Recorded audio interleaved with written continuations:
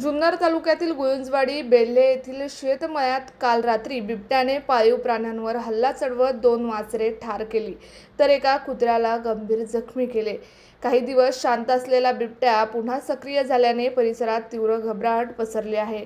बिबट्या शांत झाला आहे असे वाटत असतानाच त्याने हा हल्ला करून मी अजून याच परिसरात आहे याची जाणीव ग्रामस्थ व वन विभागाला करून दिली आहे, अशी प्रतिक्रिया स्थानिक नागरिकांमधून उमटत आहे। या घटनेमुळे गुंजवाडी परिसरातील शेतकऱ्यांमध्ये आणि ग्रामस्थांमध्ये भीतीचे वातावरण निर्माण झाले आहे। रात्रीच्या वेळी शेतपिकांना पाणी देणे किंवा बाहेर पडणे धोक्याचे झाले आहे। बिबट्याच्या सततच्या वावरामुळे शेतकरी आणि त्यांचे पाळीव प्राणी सुरक्षित राहिलेले नाहीत। वन खात्याने या घटनेची गंभीर दखल घ्यावी।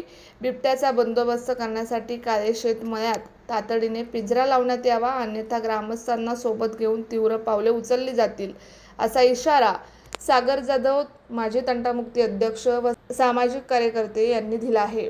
News reporter Sudhakar Sayeed, SBP news, Belhe.